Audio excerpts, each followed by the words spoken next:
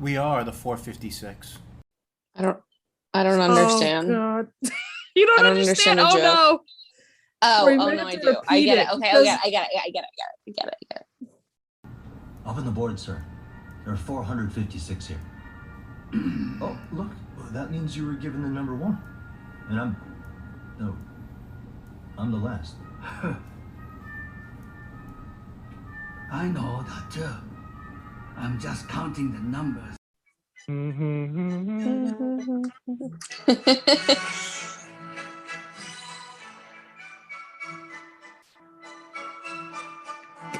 It's already done. You don't know. You don't know. Squid Game. Ooh. Welcome. For anyone that doesn't know, this is Squid Game Podcast. And we are usually on a podcast called You Don't Know Jackie. That's Corey, Jackie Rachel, we'll still call her, and Brandon, or Jackie Brandon. I'm Jackie Andy, and we decided to do a podcast following Squid Game. So I assume you're probably a fan if you're listening, or maybe just a fan of us, but this is season 1, episode 1 of Squid Game, Red Light, Green Light. Green light. Red light. We're going to go through, we might have varied opinions. I've sort of heard a little of Corey and Brandon's, have not got one response of what Jackie Rachel thought of Squid Game yet. So, I'm just going to take you guys into the episode. If you find any, if you just like Squid Game, but if you like us, you can also check us out. The other You Don't Know Jackie, our regular podcast, cover a bunch of different topics.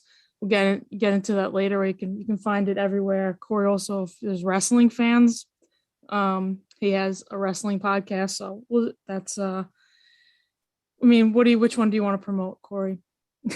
Let's talk about AEW. So let me do it for you because you already said it wrong. Doesn't know his own podcast. Yeah, it's just gonna be let's talk about Elite Wrestling or let's talk AEW. Okay, well, moving on. We'll discuss that later as well. But we know you're here for Squid Game, so let's get into that.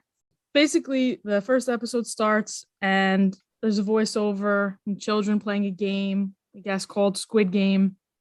So I believe if I'm, when I'm listening to this, that is like the main characters doing the voiceover.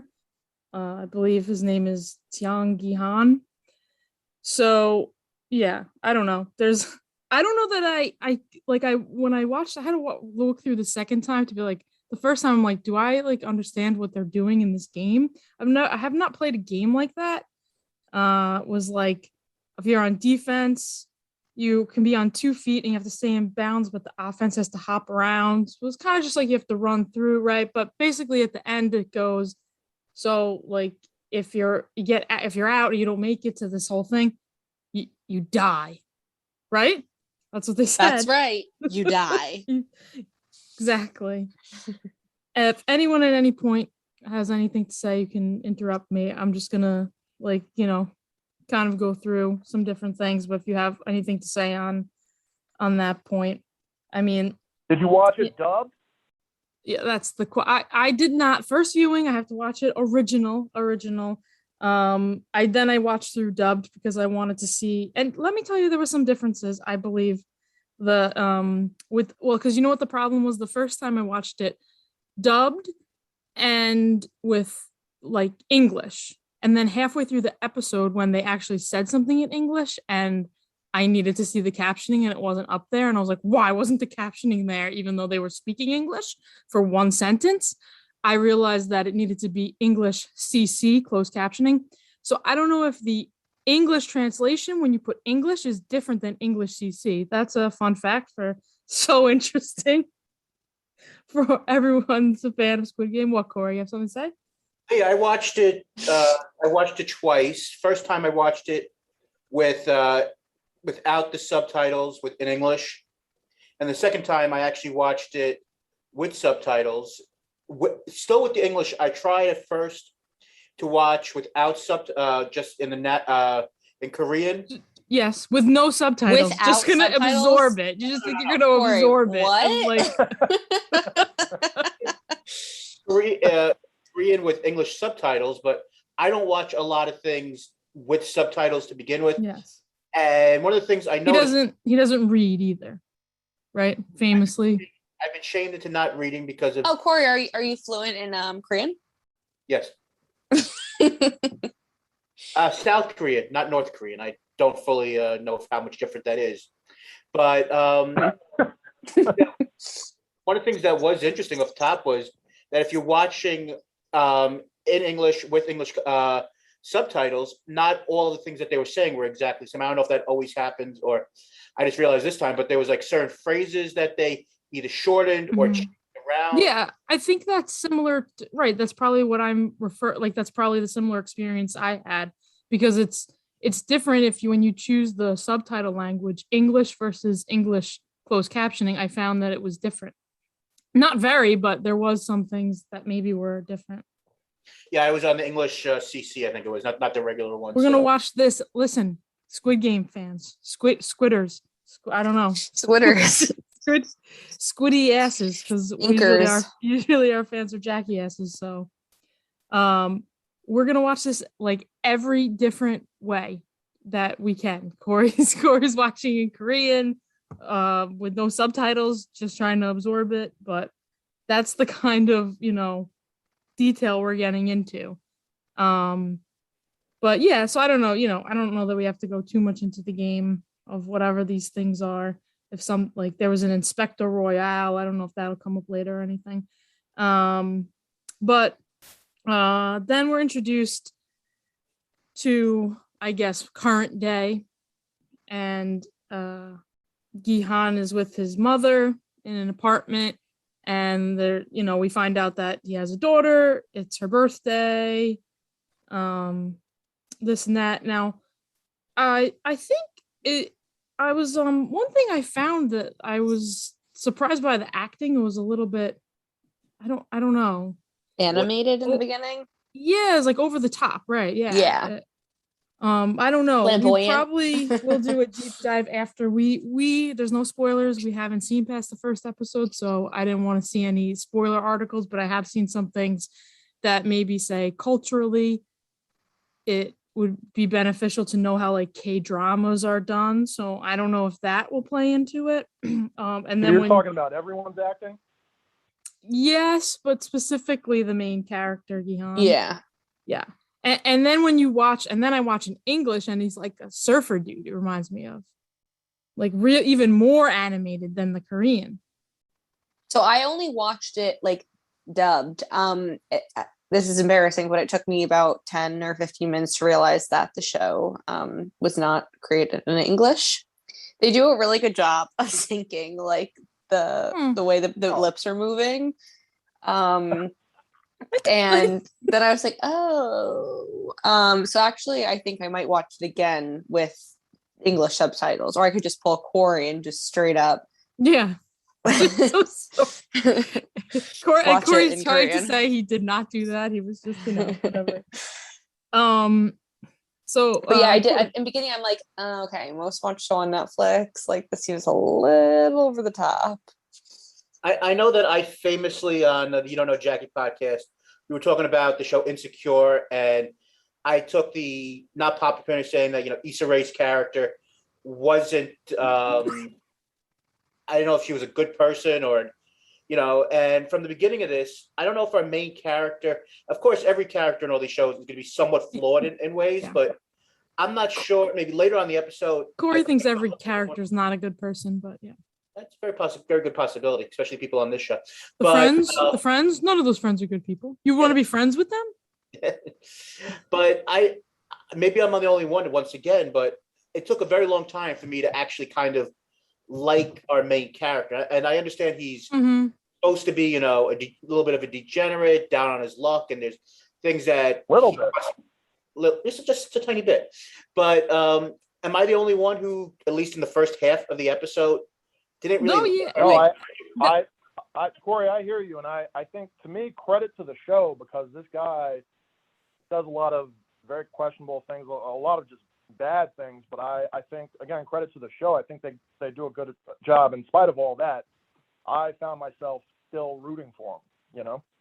Yes. In the beginning, though, yeah, he's not very likable. He is trying to get money. He's a little bit like, sounds like a little whiny to the mom, like about money and can I get more money for the birthday? It's her birthday. What I gotta buy her a present. Living at home with his mother, robbing his mother. Well, Couldn't remember probably his mother's moved back in with his mother, though.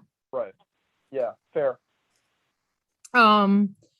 Yeah, then when she leaves, he steals her ATM Oh card. my god, he's jumping up and down. He's ecstatic. I'm like, what is he going to get? Like, he takes her card, and I'm like, well, what is he going to do with it? And then him in the ATM with his friend, like, talking at him. Huh? Oh shit, what did that woman change it to, huh? Try her birthday or something. Her birthday? Her birthday. You telling me you don't know your own mother's birthday? Any kid said knows that. Don't say that. I do know. She celebrates it going by the lunar date, meaning it's not the same every year. Use your brain for once. Then put in the lunar date. Come on, work. And then he goes gambling. Not remember their mother's birthday. Well, she goes by the lunar date. She goes by the lunar date. That is pretty interesting, though. So if it's a different day every year, how, like, it's never the same? Jackie, or is Rachel, every so I was so counting many on you to years? know this. I was counting on you to know this. Okay, this isn't like It's not astrology. it's not, no.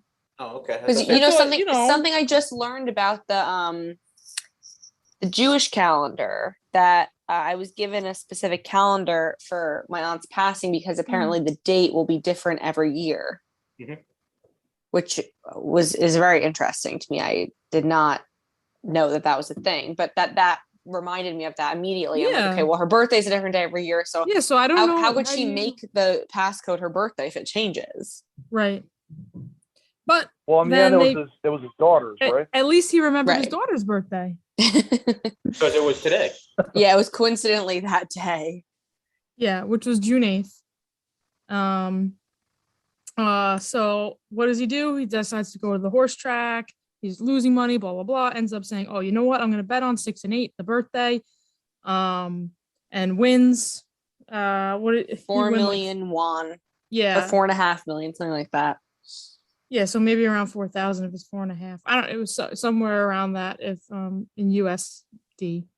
But all of a sudden when he's celebrating and saying, "I'm gonna go, we're gonna whatever you want to eat, go to this birthday." He's got some loan sharks after him, and he's on the run. Bumps into a girl at the track. That causes the loan sharks kind of to catch up with him. They're we're beating him up in the bathroom, I guess, kind of. That was He's brutal. I have money. Wait, I'll give you this 4 million. And then One he guy realizes licks his blood. That was like a little bit much for me. Yeah, I was like, oh, with COVID. Yeah, very. Well, I think just in general, it's Yeah, I wondered if I No. was kink shaming again. No, with Oh, no. COVID. I think with COVID. but he's like, oh, it tastes sweet. Like it was like, Yeah, like you're Blech. eating, and it shouldn't taste like that if you owe me money, basically. Now, for people who watch this, in just with subtitles and actual, I'm going to screw this up again, with the natural language of the thing, did it seem as campy or over the top with some of these performances? Because with the Yes, I English just said translation, that. That's what I said in the beginning. even I said it did, and then I said then with English it was even more so. The performance of the actor that was dubbing the voice was even more over the top, probably because I don't know, now this is a show about dubbing, but I would think people dubbing try to do the performance like the actor originally did it. Mhm. So what the person dubbing into English is doing is performing how the actor originally performed. Right, because we'll get to it in a few moments, but when we got to the scene with our main protagonist and his daughter, I thought that when I was at that point, I was still watching in Korean. She seemed like, she actually seemed like a pretty decent actress, for for a kid. And then when I was watching it the first time just in English, it didn't like equate the same way. It didn't seem like the performance was as good. I don't know if that's just other people noticed that, but I thought she was actually really good in her limited parts of the show. But then when, like I said, I watched it again, I'm like, this is all, the obviously the main character is the person that stands out the most, and he is very, very over the top. But again, I don't know if that's like a cultural thing, if it was a choice, we still, I guess, have to see how the whole thing pans out. It's an over the top situation. Even when he's talking to his mother, like, you're gonna hurt your back like that. He's like, wow, he's like complaining everything he's doing. It's like so whiny. He's like, oh, Mom, I need more money. I did watch it dubbed, and I still thought that scene with his daughter was very effective. It bummed me out. Yeah, the daughter, I think the open was just, So when he says, I have money to the loan sharks, it ends up that he realizes he doesn't, and then he thinks back and realizes that the girl flashback that he bumped into must have sold the money from him, pickpocketed him, right? Then it was a little funny, like how hard up for money he is, because when they go to leave, he's like, wait, can I borrow 10,000 won? Can I borrow 10,000 won? But that just goes to show how down and out he is. Right. Exactly. So there's this thing of giving up your physical rights. I've never heard of this before. I don't know that it's a thing. Or is it? First when I saw it, I was like, is this like so they can sell your kidneys later? Like, are they trying to, And then he signs with his thumbprint. Yeah, which it didn't come out like, it didn't look like you could really get the thumbprint from it because, it was all bloody. Yeah. It's like a blood oath. I guess that's that type of idea. It's a blood. But does that hold up in court? Well, I'm pretty sure if it's okay, he's going to kill you anyway. So I don't. I don't know that it needs to. I don't know why they even need this legality if they're in some organized crime or something. But when he won, he gave the cashier a tip, and that was one of the things that was different in the dubbing thing, because I'm pretty sure he said, "Get yourself an Americano." And then when I watched it in English with the closed captioning, they had it say something else, like "Get yourself a little something." So that I think was there's one of the definitely differences when you watch it dubbed and then with subtitles, because sometimes there's not exact translation, or whoever they chose to translate it kind of interprets it or whatever. Yeah. One of the things that me and Jackie Andy spoke about before we actually did the show was, at least for me, the thing that was a little bit hard to understand at points, the money, the difference of the won and US dollar. And I guess it's 0.84, it's a little less, 9 cents. It's like 0.00084. So the 10,000 won is like $8-9, like 8 point some decimal point. But then how so, but when I also don't know, maybe if the money goes further there, is that what you're gonna say? Because it seemed I'm gonna take us a little bit farther into the episode. So when he's passing by the fish market, and the woman gives him the fish, and she says, "Don't stop at the bar." And he's like, "Oh, here, keep the change." And she's like, "Ugh, that was only 12,000 won, jerk." Well, it costs 12,000 won to buy a fish. Well, yeah, I mean, so if 10,000, $9 or something, right? But Corey, they're not always it's not, they're not thinking in American dollars in their country. They're thinking of however much it. Yeah, but currency is. I get what you're saying, but that's how much it is. Yeah, that is that.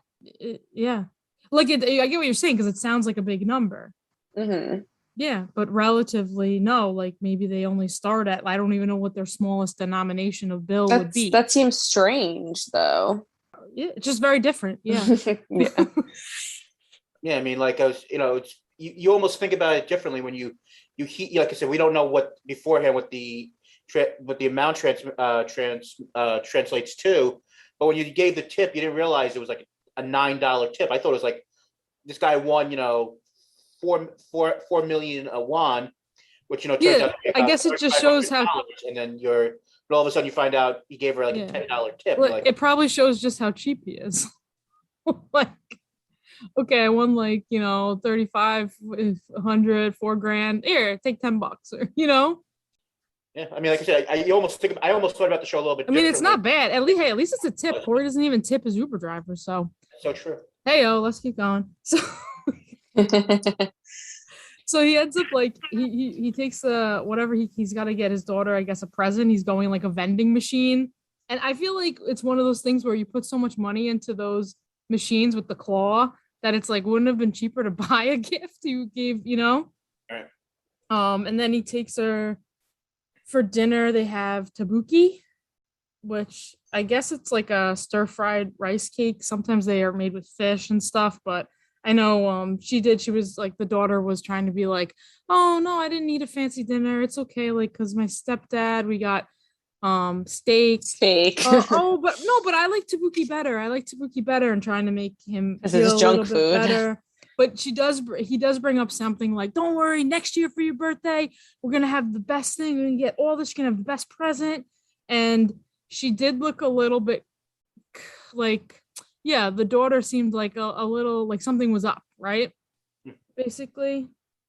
Yeah, that was interesting, because we find out shortly after that, what was actually on her mind, the fact that she wouldn't be there for the next birthday. But I also think, maybe this comes back later on. I thought the scene when he actually gets the gift with the little boy at the fair or whatever it was, and the concept of, in order to actually get something you want, you have to basically focus just on that. And when it came to, basically you had to focus on the actual prize that you're going for, not just trying to win the game. Like I think that foreshadowing. might be something that comes back later on. A little foreshadowing. It was cute also. But every I time found something that good scene happened, so- I was afraid that something bad was gonna follow it. No, just that claw game scene. I found it very frustrating. I've been there. Aw, it was triggering. Yeah. Well, Those things are from that hard. claw game, his present ended up being a lighter gun. So it was a little bit of a funny moment for her to open it and it looked like a gun. And then he tried to put like this feminist spin on it. Yeah, what are you talking You're about? gonna Like need that when you women? go to the army. Like, yeah, Or come when you go on. to war. Which I think it does show like their, connection to each other, right? Like, she Yeah, of course. And she's like, "Oh, I hope you're not using this to smoke." And then she's smelling him, and he's like, "I'll stop." And you can tell Yeah. he's very flawed. And she's like, "Don't let mom see this." Yeah. So, yeah, obviously, right. Like, what led to their divorce? Was it maybe the gambling, the debt? Was it something, that he lost his job and, failed business ventures? Mm-hmm. I think that, at least for me, like some of the best parts of this episode, of this pilot, were the scenes between father and the daughter, and then you saw a couple of moments later with him looking at the picture, saying that he actually does care for her. I thought, the scenes with our lead character and children, I think really worked really well compared to some of the other stuff we'll talk about as we go along. Well, yeah, that's what I'm saying. I feel like they did a good job of making what you'd think would be a fairly unsympathetic character pathetic. Yeah. And then, like, when he showed up too, it was kind of like the ex-wife, the mother was kind of like getting on him, and you're like, oh, well, he just had this nice moment. It's fine, Like, I don't think anything bad of her, but, it didn't, you don't see her side yet, Well, Right, I mean, right. this is kind of like a very classic kind of thing. I think that I've seen it, before in a show, divorced parents, and one is like kind of like the deadbeat, but they still really want to be in their child's life and they love their child and they're really doing the best they can at Yeah. that moment. But willing to risk life and limb potentially. not that they necessarily know of, but yes. Willing to get slapped how many times? Well, I don't that know, that comes looked that's what comes next. I was like gonna try to count and then I like gave up. He goes to he's all the red in train the face. station and he finds they did have one challenge elimination where they just slapped each other with fly swatters. Anyway, Oh, here we go. that was a very ridiculous thing. I was wondering this. Do you think this game was rigged for him to lose a bunch and then? I don't know what it was. I think it was. Yeah, I do. You would think it would be like almost like a 50-50 type of situation. I don't know. I mean, he got to pick the color. What, it was one was weighted or not, or yeah, what? Yeah. There's something going on. Yeah, they played this game Dai Chi, I guess. Dachi, something like that. Yeah, where basically you have to use one like kind of this envelope and you hit it down on the floor to try to flip the other person's. Mm-hmm. Yeah, and when he can't, he's risking the gambling that it'll be like 10,000 won, right? Or something, or well, what was it? It was 100,000. Yeah, 100,000, because then he gave him 250s. Yeah. Mm-hmm. He keeps losing, and the guy's like, no, it's okay. You don't have money to pay me. I'll just slap you in the face. And then he wins one time, and he freaks out. He goes crazy. He was like so excited. And then he almost wanted to be like, oh, great, I get to slap you. And the guy's like, no, here, you can have the money. Like, do you think he thought like we're just playing for slaps or something? Like it was just pride? I think. Yeah, that was funny. I think he had lost so many times in a row, he forgot what the actual bet was. And, I think one of the things that's interesting, and I don't know if anybody else noticed this. This is your last chance. After this, there is no turning back. You take the blue pill, the story ends. You wake up in your bed and believe whatever you want to. You take the red pill, you stay in Wonderland, and I show you how deep the rabbit hole goes. But it reminded me a little bit because of the color of the two envelopes of red and blue. Remind me kind of the Matrix. You're taking the red pill or the blue pill, yeah. And I wonder if that was maybe a little bit of a symbolism back to that, making the right choice of what could or can't be. Is there a right choice? For everyone, it's different. But the guy basically comes and says, hey, you know what? Here, let me give you all your information. Your name is, you're 47-year-old, Xiang Yihan. You were laid off 10 years ago from this company. Then you opened this restaurant, failed business. This one failed business. You owe 161 million won to sharks, 250 to the million to the bank. So then to go from Corey's things, if you look what that is, the USD, I guess combined, it's somewhere around $350,000. He gives him a business card. He's like, listen, you want a way to make money, I guess, whatever, call this number on the card. And to me, really good storytelling, great way to reveal his backstory, I thought. I don't disagree with that, but I think it was just like everything with this episode, for me, it felt very heavy-handed. It was just like and I understand, like I've heard, I haven't seen any other reviews on the show, but I've seen like, BuzzFeed type of, clickbait type headlines, people saying this is, one of the best pilots ever. And I wouldn't, to me personally, I don't agree. I wouldn't agree with that. But, what, like Brandon's saying, plot devices and getting things from point A to point B was done well, but I just think it was done so heavy-handed at times that it kind of took me out. Well, Corey, consider what the show is about. How much of it is supposed to be subtle? Well, at this point, do we know that? I mean, but it was just so intense, like everything. I'm like, oh my god. But again, I don't know if this is a culture gap that we're having. And if you disagree that this is not one of the strongest pilots you've ever seen, all right, Corey, what's the best pilot you've ever seen? Corey did like the Sopranos pilot.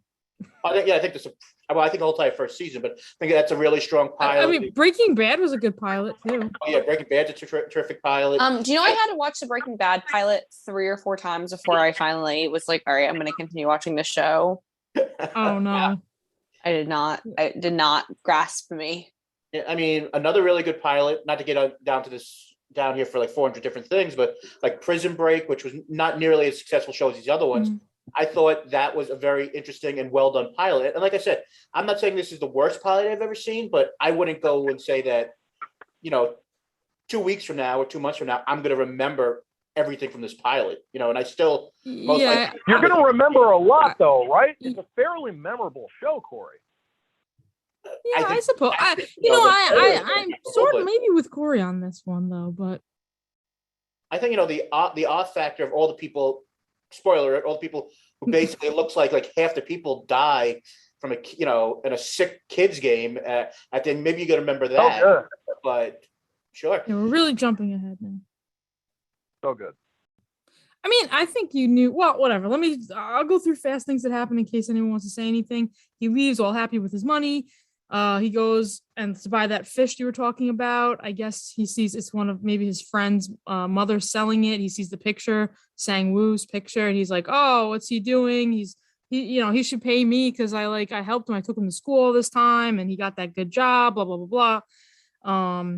So he leaves with the fish. He feeds the cat. So nice, right? Giving cat food, maybe redeemable quality. He goes back to have dinner. I guess dinner with his mom, but he had, because the other thing was, I was like, it's June, right? It's like, it was dark already when he had dinner with his daughter. Like, these are the things that get me, because I'm like, what time is it supposed to be? But I don't even know, like, what time they eat, or like, I don't. Right.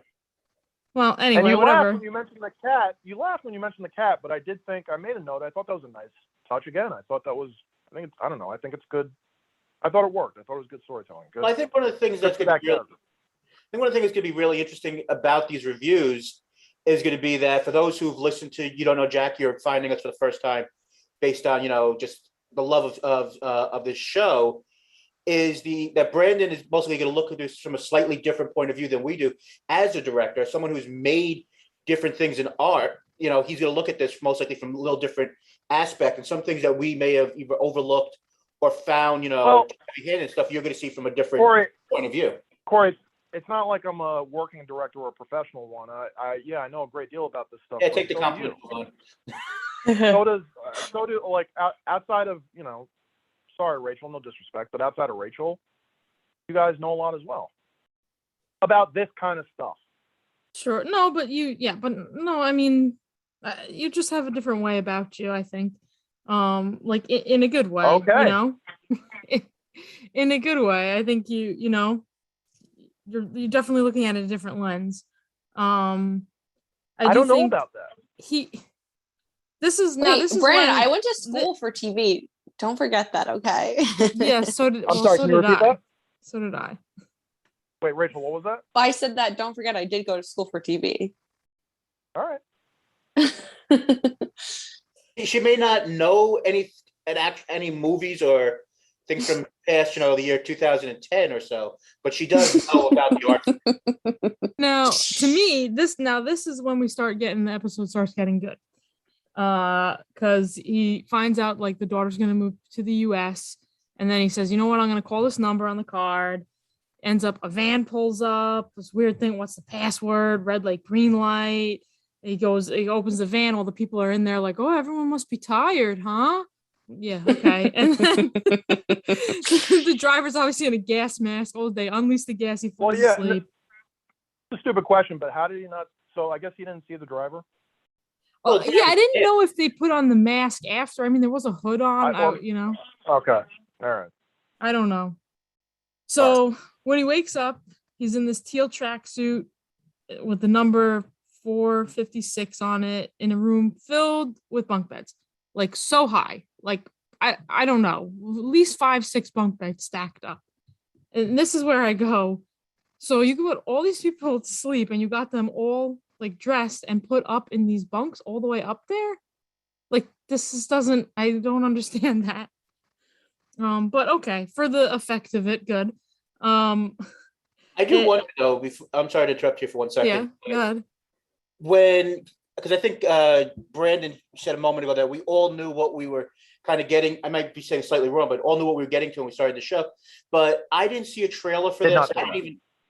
Okay, my apologies, but I didn't see a trailer for this, so I didn't know that this was a kind of like a Hunger Games or a Battle Royale or those type of movies. So walking into this, I didn't watch the trailer either. But so I may have no idea.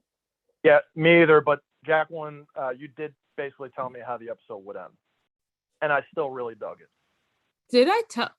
Well, I don't know. After I saw it, you're saying? Yes. Well, I think it's even without seeing a trailer. Like, I don't know if I even just saw an image. I just feel like I don't know why I haven't seen Hunger Games either, but it like, I guess maybe the title just reminded me of that. So I just think, you know, where's it going? I also think people like this. I think it was going to be popular, and I think people like, you know, this sort of like thrilling thing that's going to happen. Hopefully, that will keep going Well, yeah, on. Pretty sure you haven't mentioned on the show that this is projected to be the most popular show in Netflix's history. No, I didn't. And one of a bunch of the actors are getting their like Instagram accounts like blown up, specifically the one girl who I'm gonna address. Yeah, people say she's a coming up bad next. bitch. Yeah, her Instagram followers like went up like, I think she has, I don't know, when I looked this morning, maybe 13 million by the time this, who knows. Oh my goodness. Yeah, one of them, of course, You Don't Know Jackie podcast. You know, he has number 456. He there's an old man there who has the number 001. And I'm like, oh, so like because he's very old looking, right? And I'm like, is this supposed to be like this guy has like been here waiting for the players to show up? But I think it's just coincidental. They look on, he's like the old man sitting there counting and whatever. He might be like my favorite character. So he's you know, he's like, no, my doctor says I gotta try to keep my mind sharp. I don't have much time. I don't care. I want to count. And then the guy, because he's like, well, look, it shows you how many people are here. There's a counter up there on the board, and it was 456, meaning he's the last person in. All right. Then you see there's a fight between 101 and 67. 101 is kind of like this tough guy kind of guy, and 67 looks like, hold on, that's the girl from the train station that sold his money. Did she bump into him and take his money from, not the train station, the horse track? So whatever. Can we quickly talk predictions? I don't know. At this point, yeah. Well, you can say at this point what you thought. Well, yeah. I made a note. I said I think this woman's gonna make it, and I can't wait to see this guy get his. Yeah, when you said you made those predictions, that's who I thought you were talking about. Well, that the girl is in like the picture that if you, well, like I watch a lot of Netflix on my phone, and it's like she's, I you do can think tell she's they're gonna be a main. Yeah, well, I think all of them. Well, most of them either they introduce Who lived them in the first episode will be main characters. Well, yeah, I mean they might die, but I think they introduce people either to kill them or to set up that this is a character that's going to have some kind of story arc. Mm-hmm. Yeah, I think we mostly met our 5 or 6, key people who might last for a while on this show. And you said like the tough guy, he looked like he was most likely some sort of Korean gangster, or we got her, we got him, we've got the pickpocket, we've got the down on his luck gambler, we've got the overachiever, at least we think so at the beginning, who's the businessman. So I think we've got some of the characters, and like I said, once again, I can understand why people like this pilot, because nothing that they did do well was give us clear ideas who we should care about. And a lot of times, some other pilots, you sit there and you're not sure, is this a key player, or is this someone that's going to take a while that we're going to that we should or shouldn't care about. I think we kind of realized that. Well, ever since Game of Thrones, I never get attached to anybody. I had to learn the hard way. Brandon? One thing I did like, maybe it might have been the funniest moment of the show to me, is when I thought the protagonist was going to try and help this woman out, and instead he just ended up like continuing to, well, at least verbally assault her. I mean, I'm sure we do it at the end of the episode, but do you think? I wonder how many people are actually going to survive this. I wonder, is there only going to be one winner, or is there, will we have multiple people that share? Yeah, I was wondering that. I had that written down for later. Well, I'm thinking the goal of the show is that there's one winner, but I think my prediction at least is that there's going to be a handful of them that they're going to have to help each other in order to like get through in the end. That's interesting. I think I would say I think that this show is going to have all of these characters. Some of these characters seem like they like each other, or they're going to be part of a team together, and then they'll turn on each other. And because one of the things that you could see from the show is all of these people have allowed their worst attributes to go and make their decisions of with greed and everything else. And at the end, I think that's what we're going to see. They're going to see the greed of being just one winner. Yeah, I mean, I forget if Yeah. he got shot or not, but somebody was like $1 billion worth of debt. Like these people are really, Yeah, there they're were in it. some people with a pretty bigger amounts for sure. I'm sorry, when not they did- 1 billion, 1 billion won, not Yeah. dollars, but one. No, yeah, there was people with quite a bit and quite a bit more. But yeah, I mean, those are some of the things. I don't know if we should just go through what happens. I do wonder. I mean, I wonder. They said there's 6 games that have to be played, and then I wonder how much we're gonna 6 games in 6 days. 6 games in 6 days. I wonder. One of the things that I found interesting is I think this is a 9-episode series, but there's only 6 games. So you wonder, are there going to be episodes that are just going to be full of maybe just backstory, or are we going to have something that stops the games for a while? Or is the game just going to take how long? Or is there going to be in between waiting period between the games and they strategize? Mm-hmm. Did you guys not appreciate the sets, the production design, the costumes? See how you look from a different lens? Yeah, no, I mean, but it's not okay. It's not that. Okay. Yeah, It's you, I mean, Brandon. It's your brain. It's your brain, Brandon. No, well, they show up in these magenta suits and they mostly have like circles on the face with like a mesh netting. Yeah. Except there's one with like a square. Yeah, That's the manager, I guess. I do think that stuff is cool, and I think that the guy who has it's very like cubism, his mask. Yeah. I That's think it's cool like too. the front man. Are you talking about the front man? Yeah. Mm-hmm. Yeah. You don't think those magenta costumes are going to be a big hit or around Halloween? No? I'm sure they will, and that's gonna be. Well, I don't like that because then you can't tell who people are. Yeah, it's already around Halloween. Might be quick. Well, anyway, what they do see, like he does say a bunch of the people's debts, like we brought up. Then they see player 218, who we look at, and it's Sang-woo from the picture from the fish shop, right? Mm-hmm. So that's interesting. And then he thought he was so successful and had this good job, but he was on like vacation or a business trip or something. Yeah, he's in more debt than Gihan is. He has I don't know. I think a total. I don't know if it was 650 million won loss. I think it was something like that. I mean, one of the things that I thought was interesting, and I caught this on the second viewing, not the first.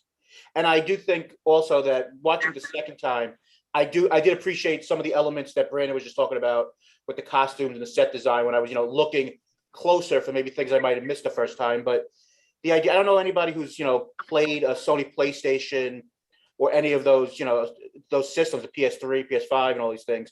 But it looked like all the different face masks, the square, the circle, and the triangle are the buttons that are on, the PlayStation remote. And I don't know if Sony might be a sponsor for the show or...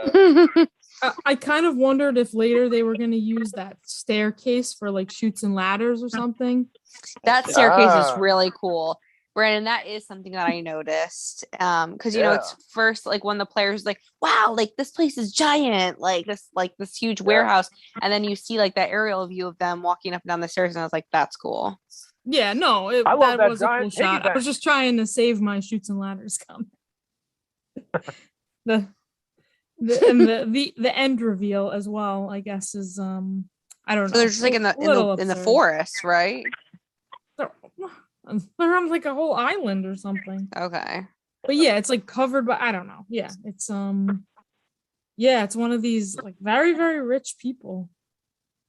I was wondering the same thing, just how much all this cost.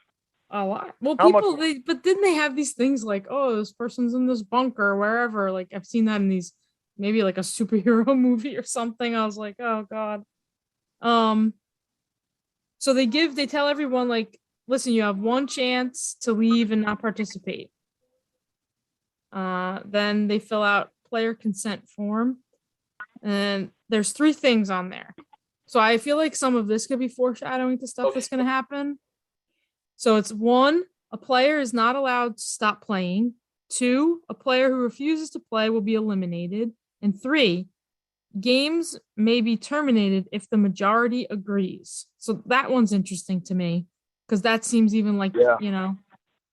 Yeah, I can see that playing into this big time where, especially with my idea of saying, 9 episodes and only 6 games. I mean, you could see something on the idea of at some point, they vote to, either stop playing or, something in that respect, so, and it was interesting, the fact that you have an odd number of participants, so there would never be a tie if they decide to vote. I think that's, kind of interesting as well.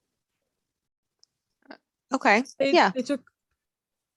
Then they went and they took all their pictures. Did no one else love the giant piggy bank? I did. I immediately was like, oh, the piggy bank, like where they put the money, the cash prizes. Yeah, and I don't know how it's like accumulating there though. Like, how do you decide how much goes in there? We don't really know that yet because we don't know how much anything is worth. I know when they said, I know, but that's what it's You'll like. Find out. Maybe we'll find out in the next episode. We got to watch the next epi. I think it was when they took his pictures another time when it was you kind of likable because he did that cute little smile. Oh my God. You know? I've seen that literally all over Twitter. I'm like, this guy, I'm like, why is he so happy? Isn't this supposed to be like a scary, gory show? And I just see this like smile. He's a nice guy. Oh, sure. Yeah, we'll go with that. All that stuff comes up on, it's like a room, as they're taking the pictures, a room of screens, another part of the set design we'll talk that Brandon likes, all pop up, the pictures all generate on the floor. There's computer screens everywhere. There's all these people. But also, how much money does that cost to do? So expensive. Outrageously expensive. So implausible. Spend that disbelief, folks. Also, this whole thing of like, anonymity for like the people who are running it, and they're like, well, who are you guys? And they're like, oh, nope, we're protected. Yeah, that's when after the pictures, that's when they walk up those stairs. Yeah, and then you see the free man. He gets in the elevator, it like scans his face, lets him in, and then all the players show up to this like giant arena. It almost looks like a bullfighting like arena, right? It lets the doors out, everyone's coming in.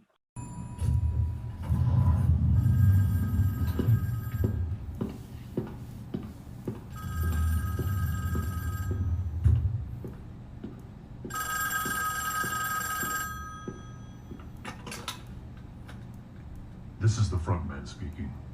Preparations for the first game are complete. We can begin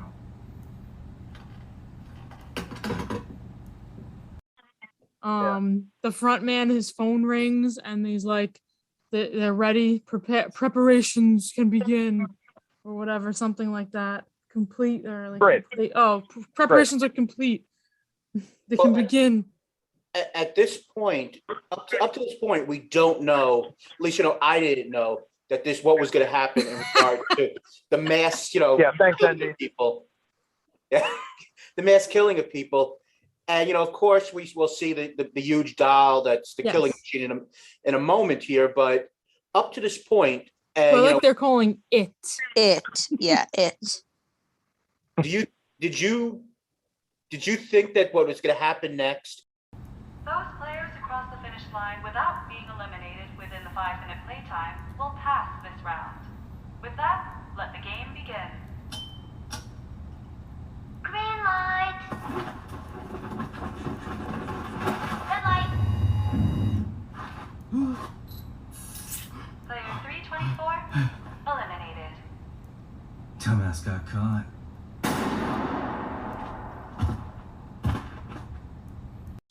Was what we were about to see with they said you're going to get eliminated. Yes, the opening of the game said if you are out of bounds or you don't make it to like the squid head, whatever, you die.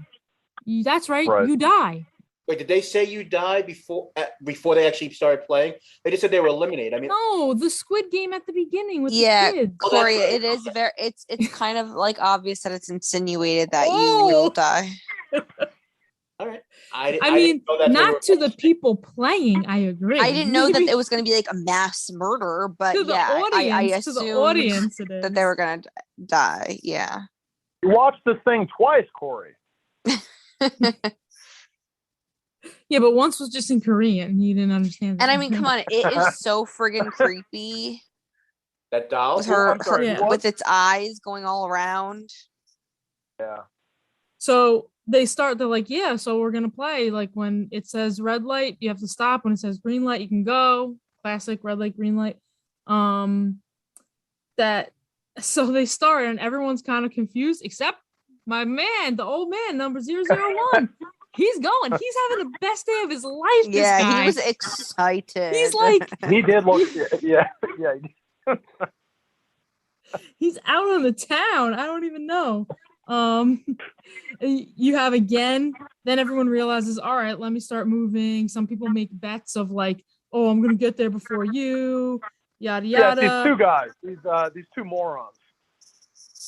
Yeah. The first two died. And there was a 5-minute time limit also. So it was number 324 and 250. And so 324 runs super fast. But of course, when red light comes, he can't stop. His body's moving and boom, he goes down. So they only got one person out on that first round. Everyone was already kind of like frozen or whatever. Do you think you'd be able to, and with everything that's going on in this game, do you think within 5 minutes you would be able to get from point A to point B? I sure hope so. I mean, I would be dead in the first I'll minute. tell you one thing. I wouldn't go run back towards the door. No. Apparently dealing with a bunch of psychopaths who are like, killing people for fun over here.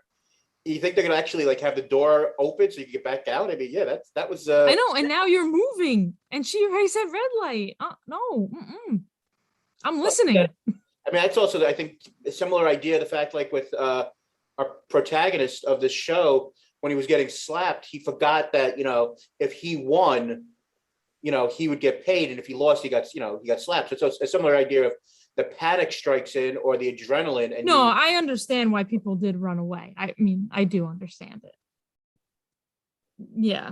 So I think at first, when the first guy went down, they didn't really notice at first. Like there wasn't, his friends like stop playing. Like you're being dramatic. Yeah. When he like caught get up up to him, You're not like, fooling okay. us. And then he sees that he's like spitting, like blood is spilling from his mouth. Yeah. And he's freaking out so much, he's shaking, and boom, he got shot. And that's when everyone realizes that he actually got shot. They see like visibly that he got shot, and they freak out, they start running, and that's when they get most of the people out of this game.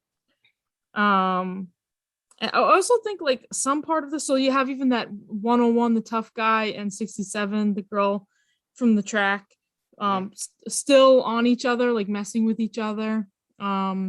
Fighting, like I think she was trying to tease, like I'm gonna push your head forward, on this, and then they'll act like you moved.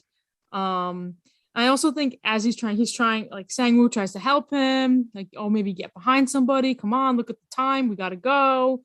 There's someone he's in front of, they're walking and gets shot, and I was like, I don't know what kind of bullets they're using, but I just feel like if you're that close to the person and it goes and hits them, it's going through them and it hits you, right? Like they're so high powered. How is all this? The blood spurting around? Like they were using some crazy high powered guns that, if he was sitting directly behind somebody, he would be dead as well.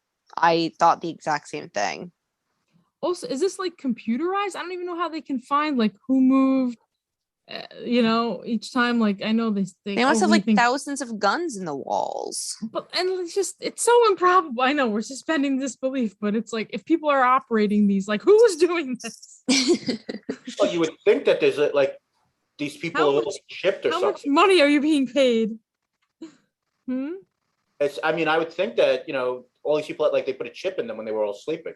Like something because you see that the front man goes and he's seeing on the screen of all the people, each person who's eliminated. So if they didn't have something in them to clarify which one is which, I think that had to be something that was like that as well.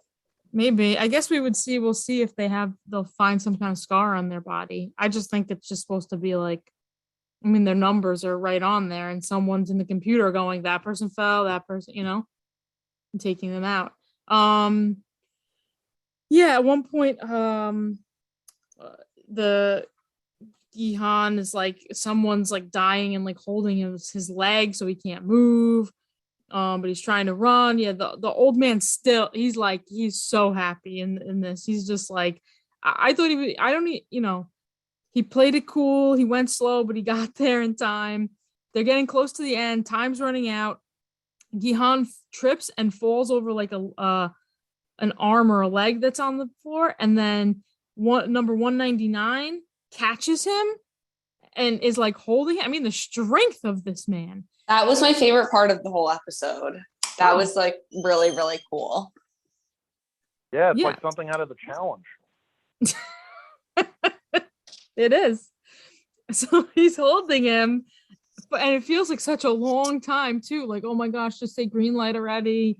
And they right under the wire. I was worried that like, since he was holding him, and he was right behind him, that maybe he wasn't going to get across the line in time. It was going to be like, this guy saved me and now he didn't make it.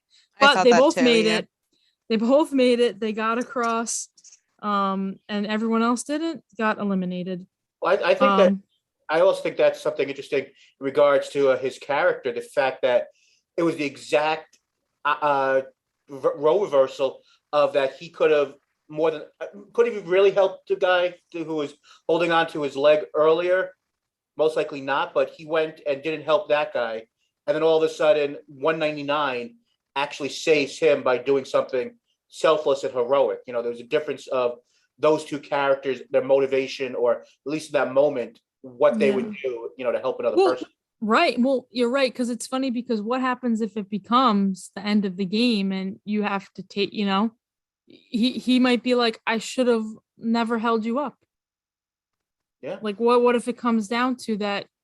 I think it was like an instinct reaction. He's like falling and he just reaches around and grabs him. I agree. But now, but that's your prediction. That's your prediction, Andy. I don't know. I just came up with it right now. I just thought of it right now. But I mean, I could see that happening. I do think that guy who saved him is going to be like, he's going to make it far, at least in the show. Oh, I would agree. I don't think nice guys finish last. He's going to get screwed over. So then the whole roof closes and you see that it's like, it becomes part of like the forest, I guess, like hidden on this separate private island is what it looks like, right? Am I right or wrong in this? Yeah, you're right. Yeah.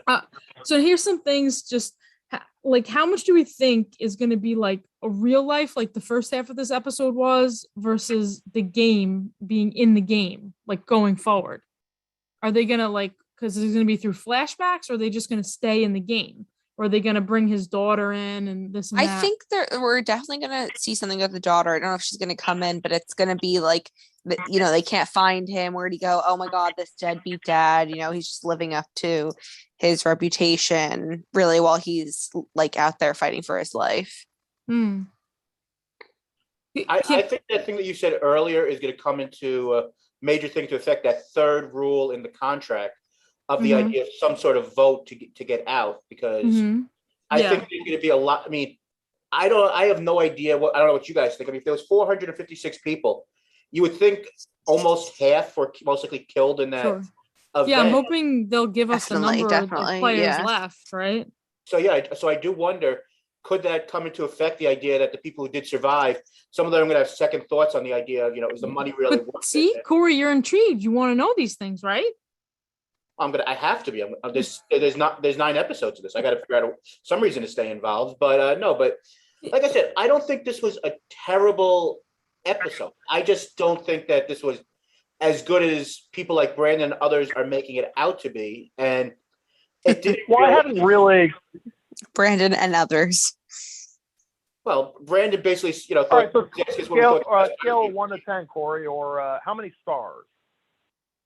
Out of 10. I thought you because only we do a basically- we've gotten 4-star. to I the- thought you only do a 4-star scale. but and we've basically gotten to the end of the episode. Yeah, so we can.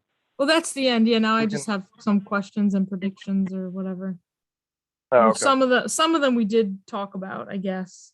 I mean, out of 10, I would give this maybe a 5.5, maybe a 6. I mean, is it something that, I could see getting better? Absolutely. But is it something that I would be, if it wasn't for the show, I'd be running to go and watch the next, 8 episodes? Or is this one of those shows I'm going to binge in one day? No. But don't you want to know what happens next? Yeah, Corey, what more do you want out of a show? Likable people. No. I don't know. Like I said, I mean, my rule's always been when it comes to a lot of these shows, you give something 3 episodes. Because, I mean, I think, which is, most people agree with, most pilots aren't great. Like, you have The Sopranos, you have Breaking Bad, Cheers, different things that people have always thought were, classic pilots. But most pilots, people are trying to figure out what they're doing in the second and third episode, and you really get a feel for it. Yeah, I mean, there's something to be said for, like, sometimes you enjoy certain shows better once you already know the characters. Like, that's what's the difference of a show, the show where you really get to, like, feel like they're a part of your life. So maybe that's why when you look back and you say, what episode am I going to watch? It may or may not be the pilot, I guess. But does anyone, There's like, could also- anyone... But to compare this to Sopranos or something, it's not fair to talk about. Okay, so we have to, okay, so we apples have and to oranges. compare Like, it this to show is some... trying to do things that Sopranos and most shows they weren't trying to do. Yeah. But I think, but one thing I guess I would say on that is, and I've mentioned this a couple of times, I think, and I understand like a Tony Soprano is a very flawed character. And yeah, I mean, really, Corey, talk about unlikable. And that I mean, he's very likable, but super unlikable if you really think about right. But I think that like a Tony Soprano or characters from Breaking Bad, different characters, you actually rooted for them and you cared about them. And I think maybe one of the things that I'm having a little trouble getting behind this show is that I don't care about our main character, and it almost, at least after one episode, you rooted for Tony Soprano, and you did not root for this character whose name escapes me. There you go. Gihan? Yeah, I rooted Thank for you. Tony. I thought Tony Soprano, she showed flaws. He showed that, there was different things, I don't know. Flaws, Corey. Man was a killer. Yeah, I mean, really, like, no, like, really, like, I'm rewatching and, like, really. I awful person, an awful individual, Corey. Yeah. Is our protagonist in this show, besides, looking at a picture of his daughter for 3 seconds, really seem like that good of a person? I mean, Corey, you cannot compare the two. Come on. Rachel, I mean, this is absolutely ridiculous. Is he a killer? Is he even a mobster or a gangster? We don't know. It's only been one episode. Do you really care about our main character? I mean, I think that's what it comes down to. Type of shows. You He's care. a degenerate gambler. I want to see him prosper. But you want to see him prosper? I don't. Like I said, as it goes on, maybe I will. But I don't know. It's like of all the characters we've met. Corey, do you just need people to to be like you or something? Like, is it something like you can relate to? Yeah, you can only relate to perfection. Absolutely. He could have been really down on his luck. He could have got screwed over. He could have been the nice guy, and somehow he ended up being the fall guy. Maybe, you know what I mean, or maybe not. Maybe the other guy. We don't even know the story to know how this trouble started. Oh no, you're I'm guessing it was his fault, but I still root for him. All right, and I mean, like I'm sure some of it's coming out of both sides of my mouth, because I mean, one of the more interesting characters out there when it came to a pilot was, in Breaking Bad, and from that pilot, that he's going to get worse and worse. But I found him interesting. I don't know. For me personally, maybe it's the language barrier and some of the dubbing and different things. I just didn't relate to the character, and it didn't like grab me. And I don't, like I said, right now, I don't want to see him win. And him being the star. Well, I want 67 to win now. Maybe she's got like she's got like a Curly Sue upbringing or something, and that's all. She stole the money, maybe, but she needed it, right? Yeah, I mean, she at least seems interesting. his friend who, or at least if it's supposed to feel like. Yeah, I think you're just like going based on Jacqueline, one. what kind of upbringing did you say this woman had? We don't know. I said Curly Sue. No, you did say Curly Sue. Okay, just wanted to make sure. Thank you. I'm just saying we could find that out. Does Rachel know who Curly Sue is? No. No. But anyway. No. Another movie to add to the list. Yeah. Yeah. Can anyone predict what they think any of the games that they'll play next, being that, like, I mean, I'm assuming maybe that, I don't know if Corey, but I don't know. I would think people played Red Light, Green Light. Sure. So are they going to have other kids games? Like, I mean, I brought up Shoots and Ladders, I know, but I don't know, like I don't know, hide and go seek. Are they going to play with giant like jacks? Maybe Pogs? I don't know. That sounds horrifying. A giant like spikes coming out of nowhere and killing people. That sounds horrible. That right, but also production value pretty cool. Yeah, I would love can't to wait see to see it. I would love to see like a really good strategy game. I'm not looking forward to them playing Monopoly. I think like the last game you could, Battleship. The last game maybe like a musical chairs if you're only gonna have one winner. That's how you get there. I don't know. Yeah. I mean, I do think they're gonna be a little bit more grand, I guess, but I don't know. Do we think they're gonna be based on childhood games? I don't know if there's Korean childhood games that are would different. imagine, yeah. Well, one of the things that you asked me how I would rate this out of 10, Rachel, Jackie, Andy, Brandon. What would you rate it? The pilot. The second viewing I mean, I see how you get into it. You definitely have to suspend your disbelief. There's a little where I'm like, I don't know, maybe 7, maybe 6.5 going into a 7, and it might, get better. I could see it going up. That's what I could see. It was a little bit difficult to like get into, but I like the game. But I think the game is also ridiculous. I think, who has all this money? Why is that what they want to do with all that money? Who are the other people that you're paying to do this and participate in this game? And it's so many people. And then how did this many people disappear and nobody notices? And how did you get them on the island and put them up in a bunk bed, like 10 bunk beds up? Like, but I just have to let all that go. And Jacqueline, this is what I want to know. It's a projects aren't all that similar, but I was reminded of it. We were talking about that documentary, Tickled, and I was thinking about some other films. Yeah, I wanted to know how you related Tickled. But this is what I want to know. Do you think something like this could something remotely similar to this happen in real life, guys? But so are you saying no? I don't believe think so. Tickled is unbelievable? Like, because it sort of is, but not. Well, no, to this... obviously not. But no, the opposite. Right. Corey's Googling Tickled. I hope something like this couldn't happen in real life, but I mean. Yeah, I don't think so. I don't know. I mean, how could all these people missing? I mean, I don't even think like Soprano, like I know these things happen, but like sometimes it's like with some of the things I'm like, no one gets caught, like we can just murder everybody. Like tons of people can be murdered. Yeah, what is the closest in real life you guys think we can get to this? I think the idea that you're thinking so hardly about this makes me question our friendship. What's the closest? With the murder aspect or just a large scale game? He's just saying the closest.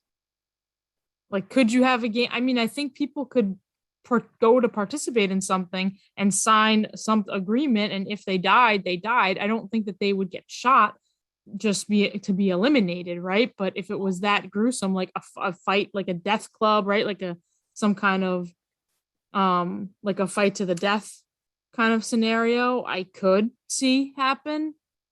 I mean, I suppose it kind of feels like the next step of reality TV, where on a lot of these reality shows, you do all these competitions, and I mean, you're not going to die, but I mean, that could be the next step of, like the challenge. If you don't finish your course in a certain amount of time, you dead. So I mean, I don't know. I don't. People aren't. I mean, that's the stakes have to be really high. People. That's what the thing is. How much money is it? They don't even know how much money they're playing for, and they just are assuming it's going to be a lot. Do you think? So, like, it might end up being that the more people that get eliminated, the more money that you get. That'll be in that piggy bank. So then, will you? I think that's absolutely what happens. Yeah, that's Right. So, but now you'll see this whole, like, I feel like there's going to be these like moral quandaries, ethical dilemmas in like where people have to decide, do I care about this person or do I care about the money? Can I share the money with them? Like, I think that's something that can happen in real life. That's something they did do on the challenge. But like, deciding if, you want to keep people and that at this point? you just said that it had what real life. I'm just saying you can have that like type of thing on a game show where they say, split the money or keep all the money. FY Island. Okay. FY Island, they did that. You still got to get Brandon to start watching that, but that's another subject. No. Take one for the team, more than just Sexy Beast, which I had to sit through. Does anybody have any games they want to see? Or no, I can't think of any. Did you play Red Light, Green Light? Yes, absolutely. Yeah. A lot of fun. I think so. What you think so? Game, as a kid, probably. You guys ever played Knuckles or Bloody Knuckles? No. I've heard of it. I may have. Yeah, I don't know. Is that like the same as like people play slaps? Is that the same thing? Maybe. Yeah. It's like what happened in the show, except you just slap each other until somebody taps out. Oh no, I mean like it's a thing like with the hands, you hold your hands and then you have to flip like the person on the bottom has to slap the top of your hands. Or you have to pull away first. What's that game? But you need something that can go to a larger scale. Like I don't think are they gonna have a giant tug of war? Like what?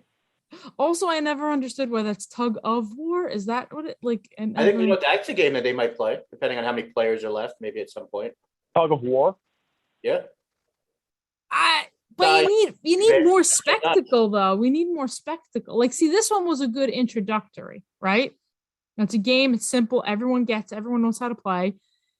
We all like recognize it. And it's just this shocking thing. And you're going to have different elements of when the people get eliminated. Tug of war, it's just like that team won. Now this team didn't. It needs to be like, maybe you use the basis of one of these smaller games and then bring it up on a larger scale. I think something that is interesting. I don't know if this is one of your topics, because you saw all of these, especially like in the beginning when they first arrived, people, these people are watching them on screens. Do you think that this is actually like going out like it's like a pay-per-view type of thing? Like this is the thing. Like even with like Most Dangerous Game type of scenario where it was like there were people like willing to also pay and like bet on different players, like so there's a whole industry. Like then maybe you could believe that like someone's like, oh, all the players are in there, oh look at this guy smile, Force 56, you know what, I'll take him. Oh, this old guy's got experience, I'll take him. Oh, 101, he seems feisty, he's probably got a mean attitude, I'll take, they put money on them, right? Feisty. So I think maybe that's part of it, right? Like some rich people are all watching this, but again, I just can't. Oh, definitely. How many rich people are there? It's just like it doesn't. And how many people like this would be their proclivity to watch? Jeff Bezos mostly is there, watching this on the big screen. Here we go. Is Jeff Bezos the front man? Is that who's playing him? Is that who's under the mask? I don't know. The mask was off when he was drinking like scotch or whatever, but you couldn't see the face. Yeah, that's something we didn't cover. But and I mean, because I'm sort of wondering. I did watch it on a small screen, but I couldn't see that much. But do we know like anything about the front man's looks? Or I mean, he was speaking English, so that's interesting, right? Like, was that to whoever he was talking to, right? Like, is the clientele? Like, is it, I was watching it dubbed. Or I watched. Maybe the moral of no. the story is that Americans are evil. That was in English. The front man, like, part of it was he says it's the front man, and like in English. Gotcha. No, Rachel just brought up a really interesting point there. I mean, the idea of, he's our protagonist is going to be, his daughter is moving to the U.S. where he won't see her again, and the idea that maybe some of the people who are behind this might be American. So that's an interesting idea, Rachel. That's a really good point by you. It's a social commentary. Yeah. Well, I do think there's going to be some pretty shocking things I'm trying to avoid any kind of spoilers, but it does seem like it's going to get shocking, and I hope it really even revs up in the next episode. But if anybody listening has any comments or things predictions, anything they want to tell us, please don't spoil us though. So this is for episode 1. You can email us because we're at YouDon'tKnowJackie@gmail.com. Just put Squid Game in the subject line there, and we're You Don't Know Jackie. We have an Instagram, You Don't Know Jackie, Facebook, if those things are still up and running, because apparently everything crashed. But I don't know. Thanks for listening, and thanks for everybody, Corey, for putting in the time to watch this and watch it twice and listen to the Korean. I mean, really appreciate it. Really do. And I would appreciate if everyone gave a chance to Let's Talk AEW, or also known as Let's Talk About Elite Wrestling, coming very soon everywhere you listen to podcasts. There you go. He got his plug right. I didn't even have to help him out. Yeah. Already Squid Gang. Squid Gang? Squid Gang. So can I still say, hope you enjoyed the epi? Yeah, I think so. Bye. Do they still don't forget to tip their Uber driver? Don't forget to tip the survivors. Yeah. Well, the main didn't- character is a chauffeur. Would you have tipped him if you got him as your driver, Corey? Apparently, I most likely didn't because he's in such financial. Well, because he didn't like him either. So if you weren't if we weren't doing this podcast, Rachel, would you watch a second episode, or was the first? Like, Because what we did you kinda think of it? Was it too? What did you think of like the blood and the violence? I'm not like a fan of the blood and gore, but hey, I became a huge fan of Dexter, and that was hard for me to get used to. I was like, I literally felt like I was gonna like vomit after every episode in the beginning, and then I became totally obsessed with Michael C. Hall. So who knows? Maybe I'll develop a crush on the main character by the end of the series.